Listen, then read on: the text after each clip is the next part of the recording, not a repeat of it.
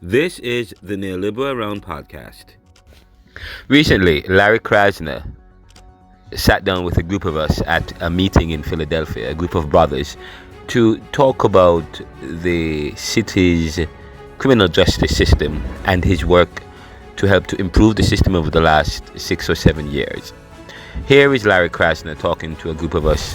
I did pose a couple questions to him as it relates to his work to improve or to promote equity in the criminal justice system, particularly in the bail reform. We have carried a show on bail reform, and we did pose a question about bail reform and whether or not he is for zero cash bail reform.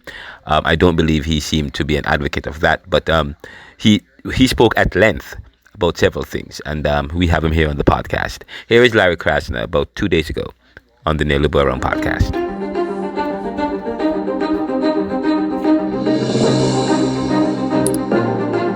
By the way, Larry Krasner is the current District Attorney in Philadelphia, and he is also in a hot race against Pat Dugan. Pat Dugan is also running against him for District Attorney this year, and she has some scathing things to say about him recently on Fox 29. I wanted to ask Larry Krasner about some of Pat Dugan's statement recently, but I never got a chance to ask him the question. But here is Larry Krasner.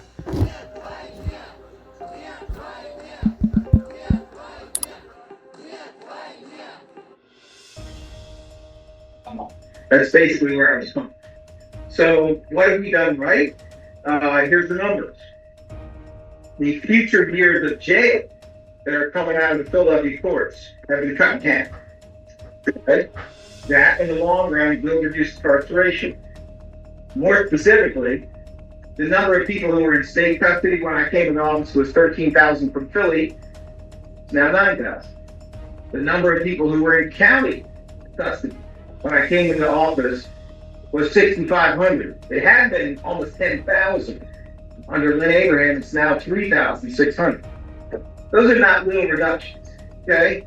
The number of future years in custody that we have reduced compared to Lynn Abraham, compared to Seth Williams, is 50,000 years. So understand what that means. A year in jail for a human being costs $60,000.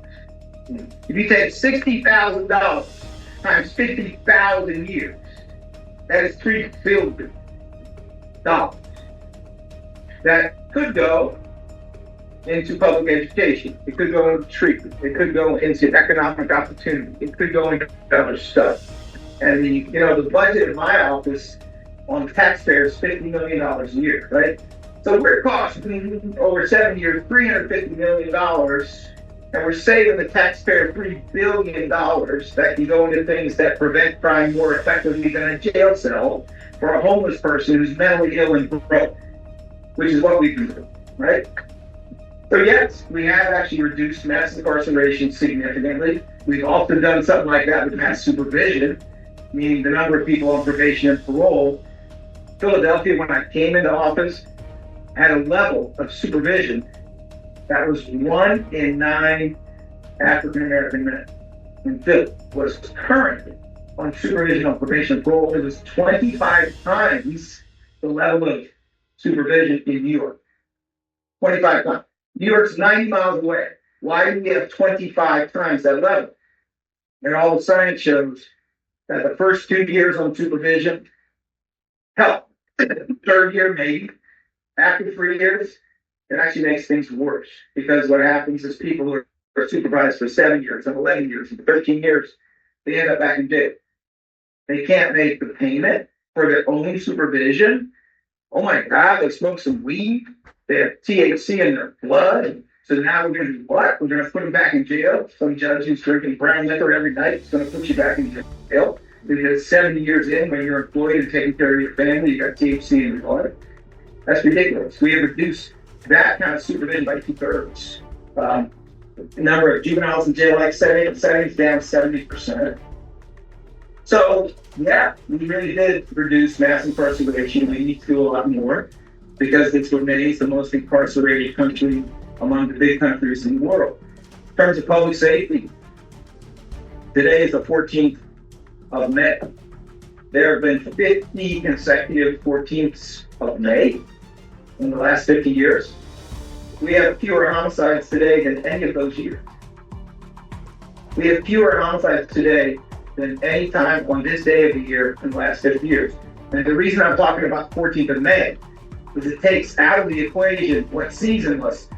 It takes out of the equation where kids in school or not. It equalizes all of that, and you're just left with the number. This number is over 20 fewer than last year. There are some years when there were 100 more homicides than we have today. And we're still a broke city. The courts are depending on the city.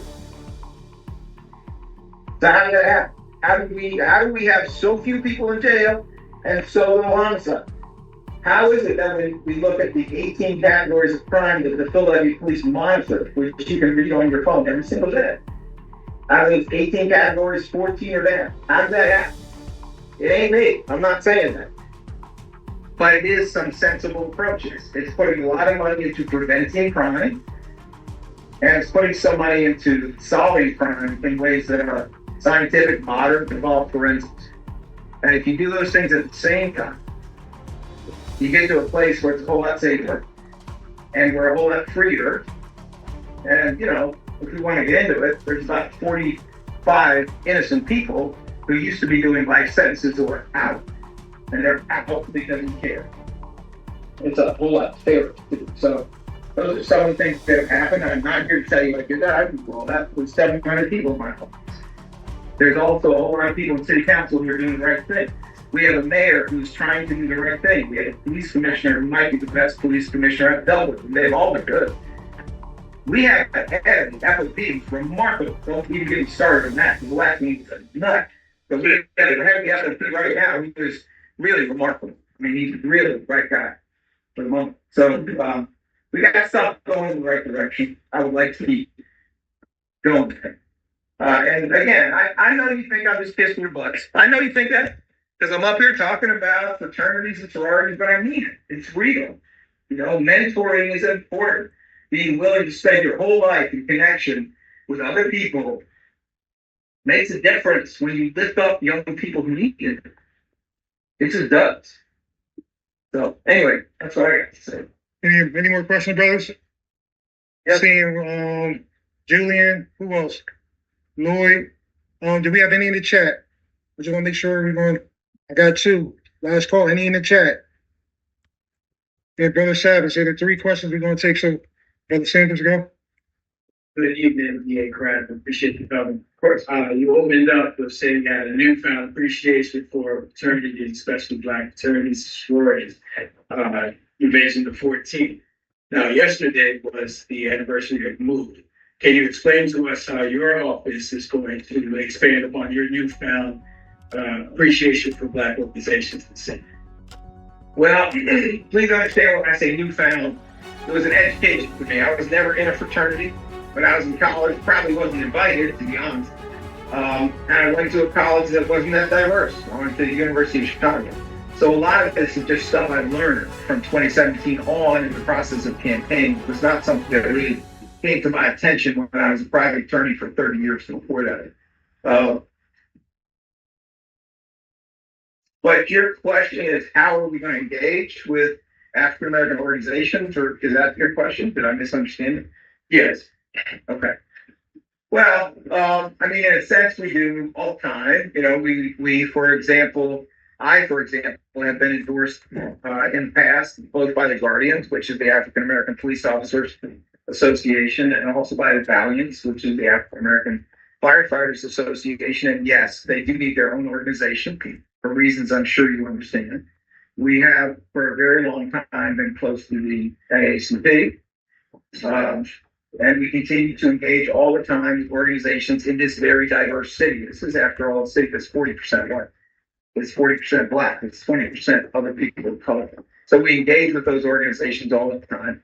It has been part of my mission in the DA's office to make it more representative of the population.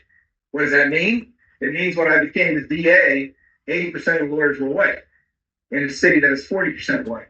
That's not perfect, especially when the percentage of people who are defendants is even higher than the percentage of the population. So we made a decision early on, and this was under the guidance of Bob Listenby. If you don't know Bob, Bob was Barack Obama's chief of juvenile justice in Obama's second term.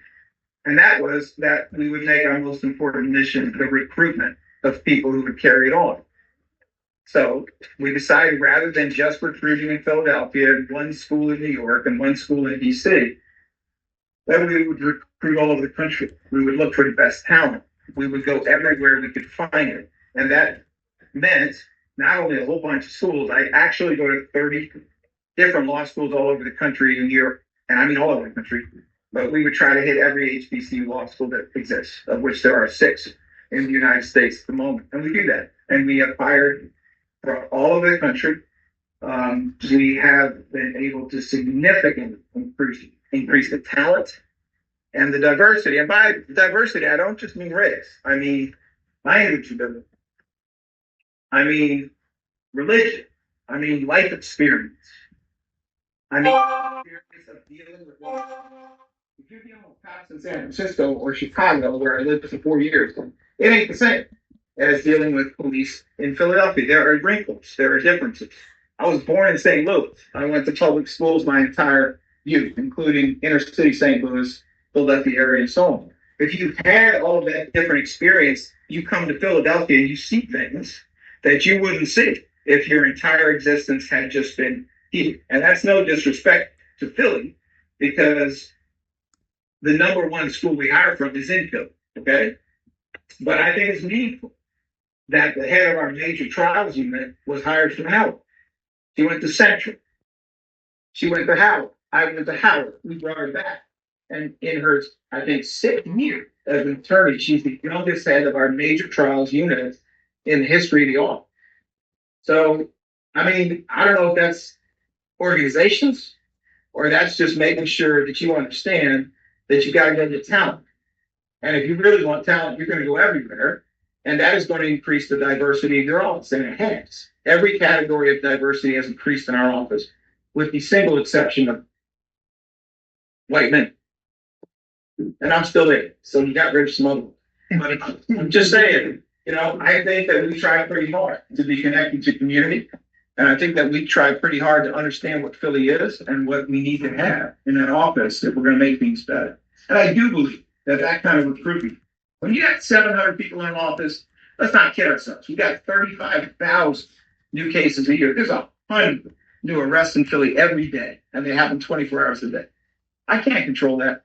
I can't have my nose in every file. This is really about bringing the right people in so that they will try their very best to do the right thing. They're going to make mistakes, just like I make mistakes. So to me, that's how we get it done. It's also how I get to quit. I get to find a chair on the beach. I get to not do any more work. And I get to have other people carry it on. Thank you. Lloyd, what's your question? Question, not even a question. Oh, well, that's good. My name is Lloyd Krasner. I've worked in the prison system on 2 occasions. I've been a CEO of the National Prison,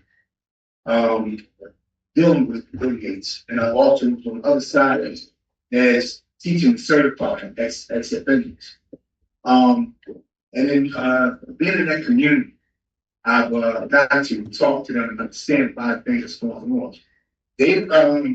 I think what a big problem is that when they get into a situation, they can't afford the proper representation, and they have to get a watered down representation through the public defender, which is, also trying to be in the DA's office.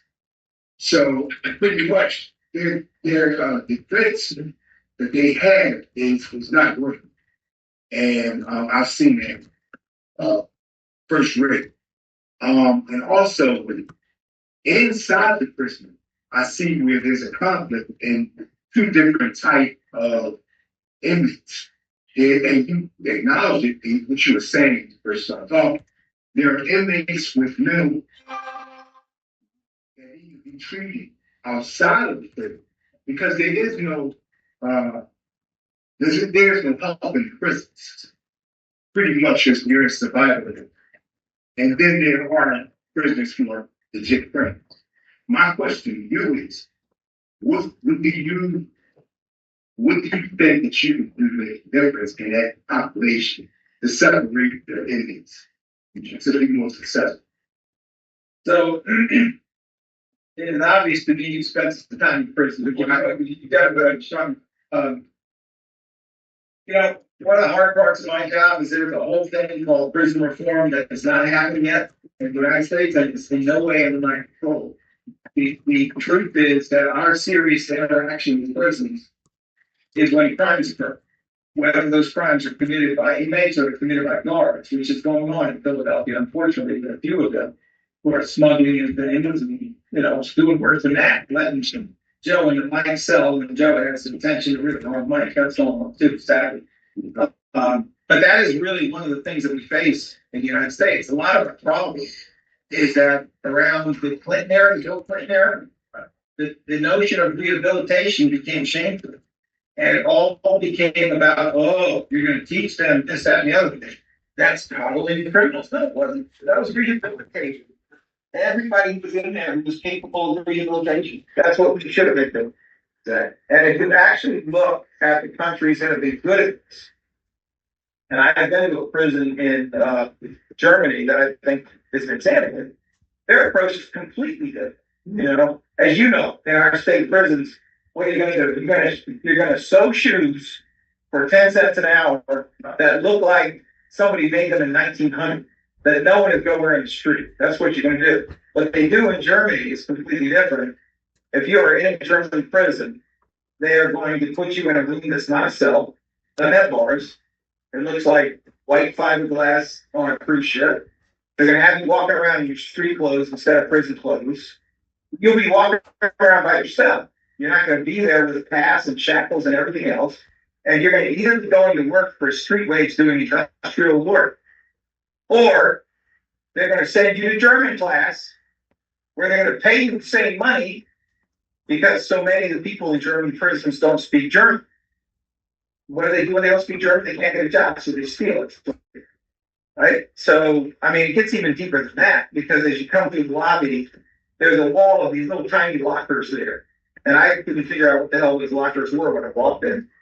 Those lockers are so the inmates who have cars parked in the parking lot can come out at dinner time, get the keys out of the locker, go to their car, drive home, have dinner, and come back. That is what they do in Germany. Okay? And they come back because they remain reunited with their families, which is very protective in terms of stopping you from committing criminal acts in the future. Germany, for every 100 homicide victims we have, Germany has only 11. For every 100 people we have in jail, Germany has only 11. And Germany, needless to say, has a long history of racism and a long history of violence. Right? So I'm not here to say Germany's wonderful. That's not my point. My point is we do not have to view our prisons as being torture chambers where there is no education and there is no rehabilitation.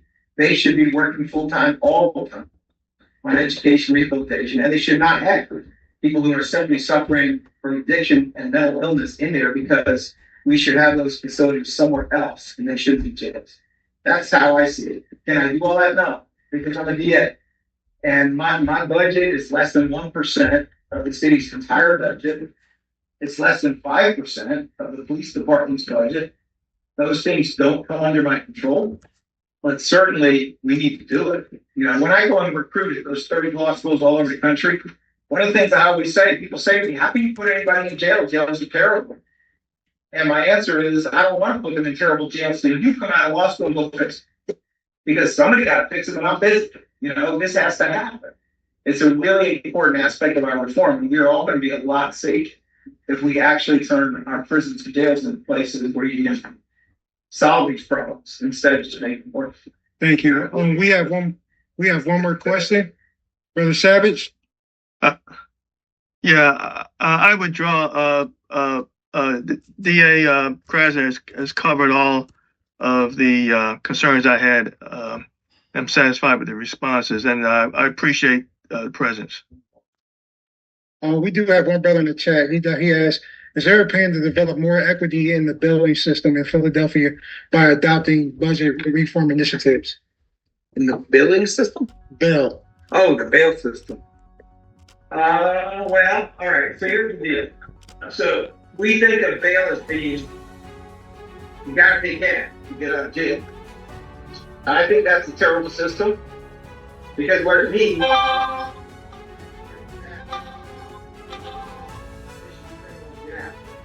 That is not a good system.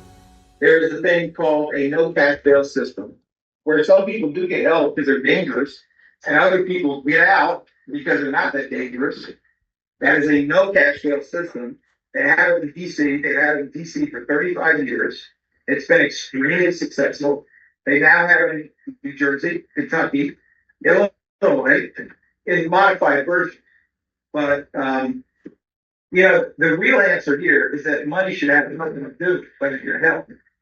Because if you are Pablo Escobar, you got 15 skeletons in the trunk of your car, and you're rich, and somebody says, $50 million bail, you're out.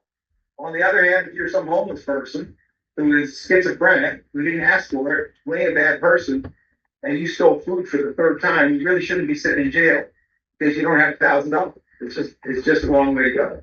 What we have tried to do in Philly is to simulate a no cash bail system because state law requires the availability of cash bail. It's been a bumpy road, but basically what we do is for a whole lot of non-violent, not so serious offenses, the DA's office does not request money. We don't set bail, judges set bail, but we don't request it.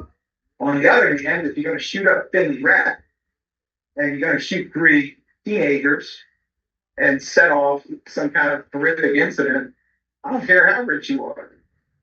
Your ass should be in jail for a while until we figure out what you did. I mean, that's kind of how it should be.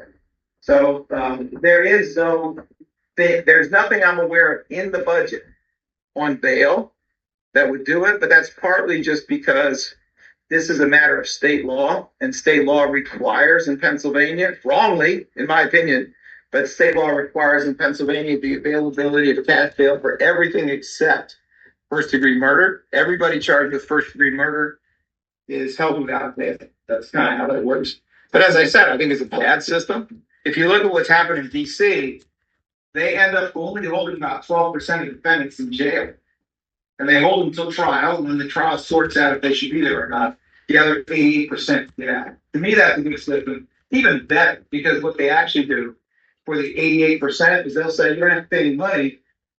But seeing as you are unhoused and addicted to opioids, what you got to do is go once a week to the second center where you can get treatment and you can get these other forms of aid. Or, you have a different issue that brought you to conduct and go, well, let's work on it right now from the date of your arrest.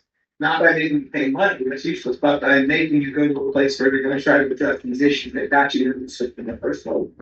And from the prosecutor's perspective, and then I'll shut up after I say this, but from the prosecutor's perspective, imagine being able to look at a defendant and say, all right, this case has been here for 9 months. This schizophrenic man who lives on the street has always gone every week for the treatment to try and give him all his time. But this other case I got, this person never went to the treatment and got arrested 3 more times. Now you have an idea of what's going to happen with some kind of supervision. You're not guessing, you know. And you know that this one over here should get a whole lot more mercy and should get a whole lot nicer treatment. And this one over here, we haven't solved this problem. So that's going to require a big amount of treatment. Anyway, thank you. This all. is Really the appreciate you Liberal catching. Around Podcast.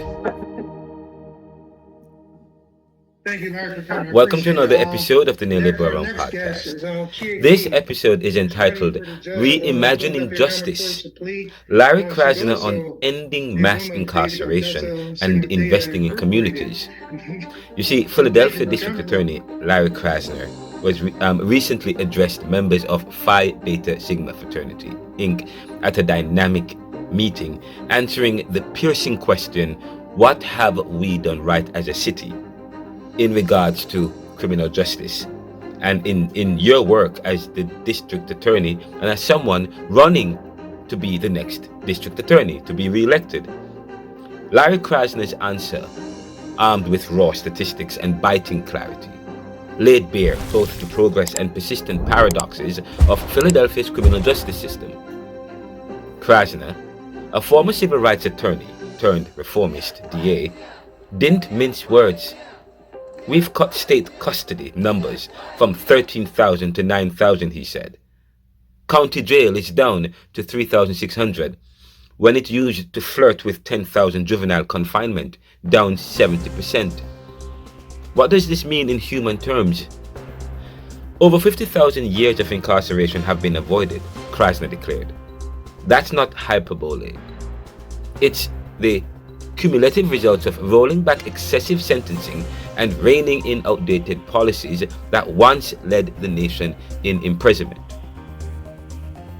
And the savings at $60,000 a year per inmate, he pointed out. That's about $3 billion we don't waste on punishment. That's money that could fund education, addiction treatment, and mental health care and job creation. Krasner reminded the audience that his office operates on a modest $50 million annual budget in 7 years. That's $350 million, he said, which means we saved nearly 10 times our cost. But perhaps the most jaw-dropping revelation was about supervision, probation, and parole. We've reduced it by 2/3, he noted. We used to have 1 in 9 black men in Philadelphia under some form of court supervision, 25 times more than in New York City. Now, why does that matter? Because after 2 years, people on supervision are more likely to commit crimes, not less. He says, because after 2 years, people on supervision are more likely to commit crimes, not less.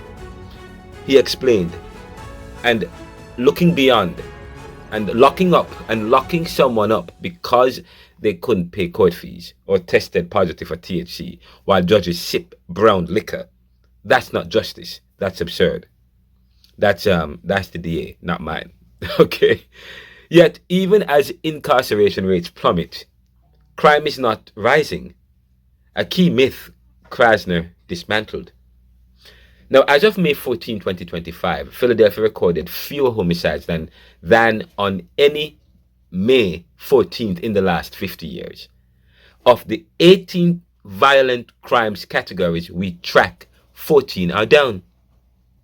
This is the paradox that reformers have long argued and that Krasner is providing or proving. He said that you can have both less incarceration and more safety. The session was not simply a data dump. It was a call to action. Krasner credited policy, partnership, and people power for the progress. He urged continued investment in upstream solutions, education, economic opportunity, and treatment, not punishment. We didn't get here by magic, he said. We got here by rejecting fear, embracing facts, and believing in our people. As Phi Beta Sigma continues its work in service and social action, the message from Krasner was clear. The system does not fix itself. We fix it together. The article is entitled Reimagining Justice, Larry Krasner on Ending Mass Incarceration and Investing in Communities, written by yours truly, Ronaldo McKenzie of the Neoliberal Journalist and the Neoliberal Round podcast. I was at the meeting. I'm a member of the Phi Beta Sigma Fraternity. I was at the meeting to listen and to watch the presentation by Larry Krasner, and we will also provide a live excerpt of his presentation coming up next after this.